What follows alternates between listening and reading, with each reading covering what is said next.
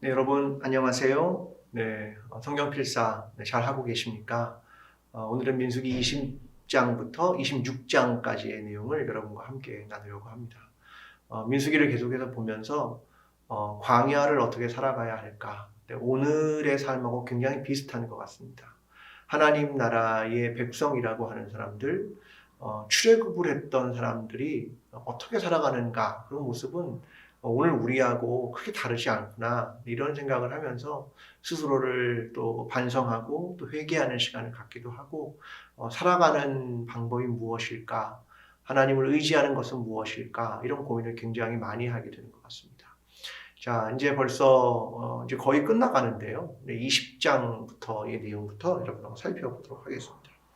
이제 이스라엘 백성은 시내산에 있다가 이제 북쪽으로 이동을 시작합니다. 그래서 가데스라는 곳까지 이동을 하는데요. 문제는 거기에 이제 물이 없었습니다. 물이 없으니까 또 뭐가 시작됐겠습니까? 불평이 시작되었습니다. 그러면서 그들이 이렇게 말합니다. 왜 우리를 애굽에서 끌어내서 이 나쁜 곳으로 데리고 왔느냐? 이렇게 이야기를 합니다. 여기가 나쁜 곳이라는 거죠. 네. 그러니까 자유를 줬는데 그게 나쁜 곳으로 이해를 하고 있는 거죠. 모세가 이번에는 지팡이를 들어서 반석을 치죠. 2번을 치게 됩니다. 물이 나와서 마셨습니다. 근데 문제는 하나님이 도대체 어떤 것인지 명확하진 않지만 너는 내 거룩함을 백성들에게 드러내지 않았다라고 말씀하시면서 가나안 땅에 들어가지 못할 것에 대한 이야기를 들려주고 계십니다. 참 어려운 얘기입니다. 모세도 참 힘들었겠다라는 게 이해도 잘 되고 어떤 부분이 하나님의 거룩함을 드러내지 못했을까 이런 고민들을 굉장히 많이 하게 됩니다.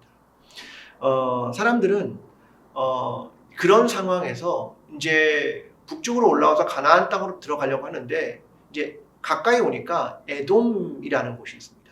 그러니까 에돔은 에서의 후손들인데 거기를 지나가야 하는데 그 옆에 이제 왕의 대로라는 길이 있습니다. 왕의 대로란 굉장히 공적인 길이고 당시엔 굉장히 큰 길 중에 하나입니다. 거기를 이제 지나가면 손쉽게 갈 수 있는데 에돔은 그것을 막게 됩니다. 그래서 이 거절을 통해서 그들은 또다시 먼 길로 돌아가야 했다라는 내용이 등장을 합니다. 20장의 전반부에 한 사람의 죽음이 등장하는데 누구냐면 모세의 누이였던 미리암입니다. 근데 후반부에 누가 등장하냐면 모세의 형인 아론의 죽음이 등장합니다. 그러니까 모세 옆에서 그 일을 함께 담당해 주었던 두 사람이 이제 떠나간다. 그 얘기를 해주고 있습니다. 그래서 대제사장직을 아론은 엘르아살에 등 넘기고 모든 백성은 30일간 애곡하는 내용이 등장합니다. 우리는 생각하죠. 이 길로 가면 조금 짧은 길, 이 길로 가면 금방 짧게 갈 수 있는 길을 갈 수 있다고 생각하는데 하나님 그걸 막으실 때마다 우리가 먼 길로 돌아갑니다. 또 우리가 생각하는 가까운 사람들이 있는데 그들도 기다려주지는 않는 것 같습니다. 근데 그런 일들을 계속 만나면서 과연 하나님의 뜻은 무엇일까?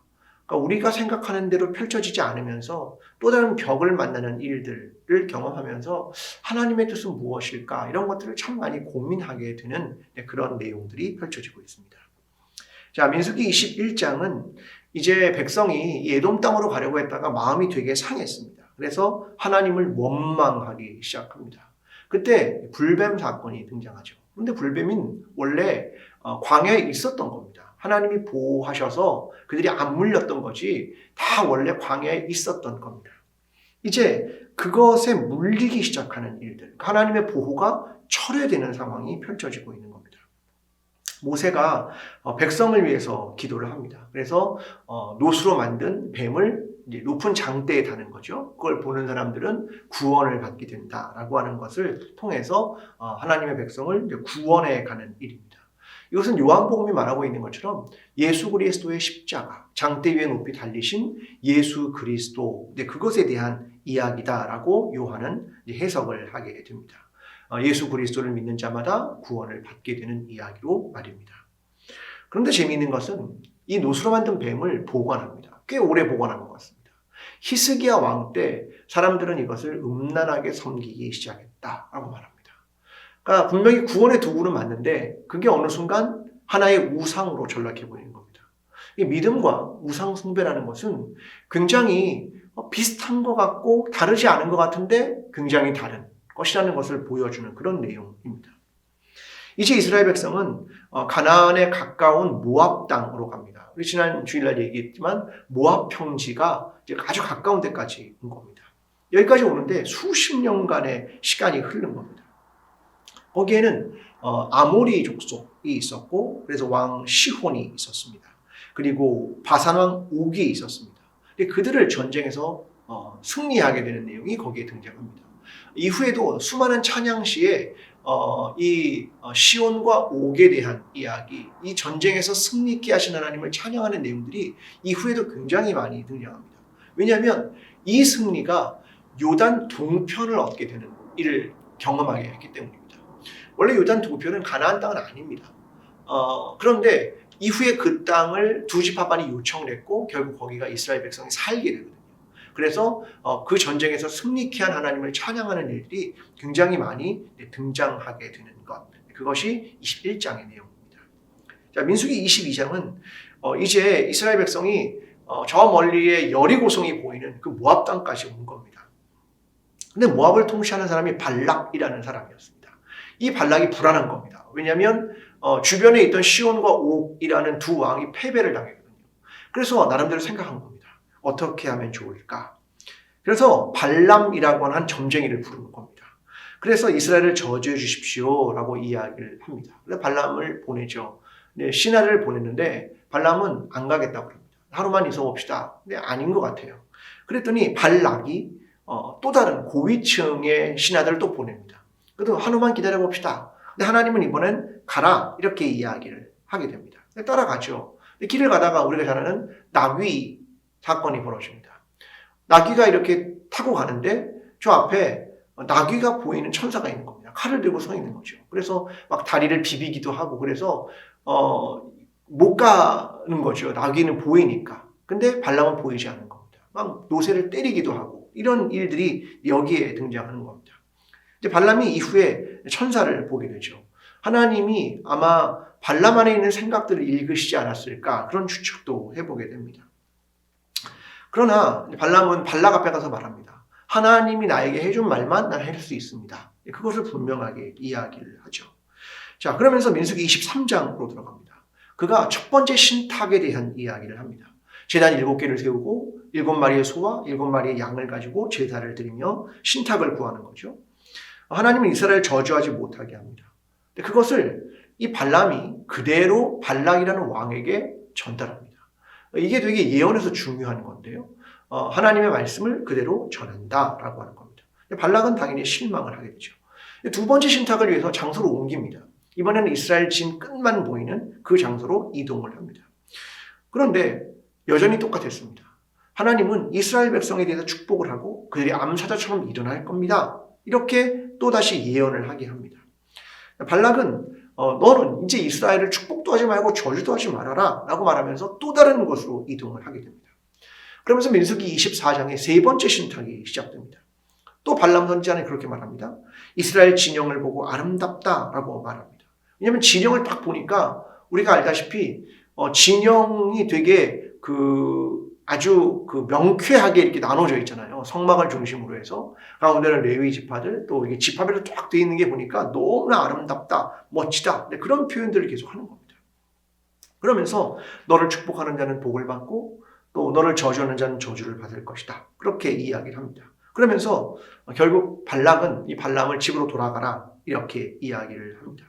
그러면서 네 번째 신탁이 시작이 됩니다. 야곱에게서 한 별이 나타나고 왕권을 쥔 자가 나타날 것이다 라고 이제 마지막 예언을 하게 되는 내용이 등장하고요. 그 다음에 이어서는 이스라엘뿐만 아니라 아말렉 그리고 미디안에 대한 다른 민족에 대한 예언들도 거기에 함께 포함하게 됩니다.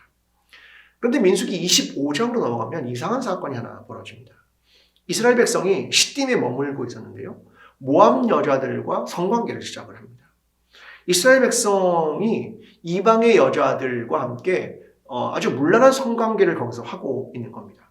사람들은 이제 추측하는 거죠. 이 아이디어를 누가 줬을까? 사람들은 그렇게 이야기합니다. 발람이 주지 않았을까? 이렇게 이해를 할 수 있는 건 신약에 있는 그런 내용들 때문입니다. 더 큰 문제는 이제 그 일을 통해서 모압 신들을 섬기게 되는 거고요. 제사의 음식을 먹고 바알볼의 종이 되어가는 이러한 일들이 벌어지게 됩니다. 자, 생각을 해보는 거죠. 이스라엘 백성은 이방 여인들과 혼이 나는 문제를 굉장히 안 좋게 생각했습니다. 근데 그건 약간 이후의 얘기입니다. 지금 이렇게 전반부 쪽에, 역사의 전반부 쪽에는 이런 것들에 대해서는 그렇게 명쾌한 이야기라기보다는 꼭 이방 여인과 결혼했다 이 이야기보다는 문란한 성관계와 다른 신을 섬기는 쪽으로 포커스를 두는 게 좋을 것 같습니다. 왜 그러냐면 모세가 결혼한 첫 번째 여인이 누굽니까? 미디안 여인입니다. 아내죠. 또 그 다음에는요, 에디오파 여인하고 결혼을 했습니다. 그러니까 중요한 건 막 그런 문제라기보다는 이 문란한 성관계의 문제와 이방의 신을 섬기는 문제가 더 큰 문제라는 거죠. 결국 한 이스라엘 사람이 미디안 여인을 데리고 오는 이야기가 펼쳐집니다. 이것 때문에 연병이 생기게 되죠. 전염병이 생기게 되고 제사장 비느하스가 두 사람을 칼로 찔러 죽이게 됩니다. 이게 얼마나 중요한 사건이냐면 그들의 이름까지도 여기 기록이 되죠. 결국 전염병이 멈추게 됩니다. 얼마가 죽었냐? 24,000명이 죽었습니다. 그러니까 하나님은 이스라엘 전체를 죽일 계획을 했죠. 그들의 지금 여기 끝까지 왔는데, 광야 끝까지 와서 가나안 직전까지 왔는데, 또 다음 세대가 여기까지 왔는데 지금 문제가 생긴 겁니다. 여전히 그들은 다르지 않았다. 이것이 문제인 겁니다. 그래서 이 비느하스의 사건을 대속적인 행동으로 이해를 하게 되고요. 이후에 보면 결국 그 민수기 25장 17절에 가면 이 미디안을 치는 얘기가 또 이어지게 되는 겁니다. 자, 그러면서 민수기 26장으로 갑니다. 여기는 이제 두 번째 인구조사가 등장하거든요. 민수기 전반부의 인구조사와 달리 두 번째 인구조사는 사실 모세 또 여호수아 갈렙 이런 사람을 제외하고는 1세대는 다 죽습니다. 출애굽을 한 세대는 다 죽고 그 다음 세대 2세대가 남은 상태이고 그 2세대의 숫자를 다시 계수한 겁니다. 그러니까 만 20세 이상의 남자들을 말입니다. 계수한 거죠. 왜요? 가나안의 목전에 온 겁니다. 다시 그들의 대우를 정리해 가는 겁니다.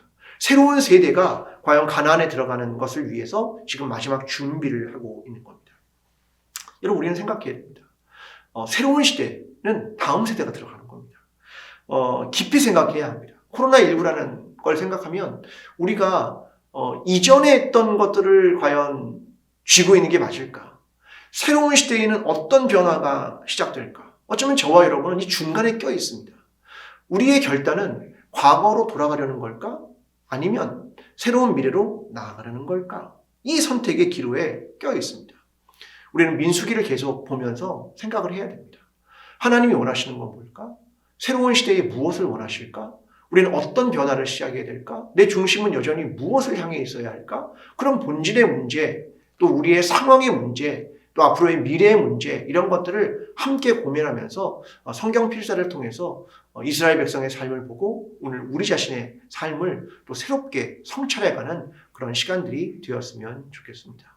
이번 한 주간도 또 하나님 말씀을 계속해서 필사하면서 우리에게 허락하신 하나님의 뜻을 깊이 있게 이해하며 살아가는 저와 여러분이 되었으면 좋겠습니다.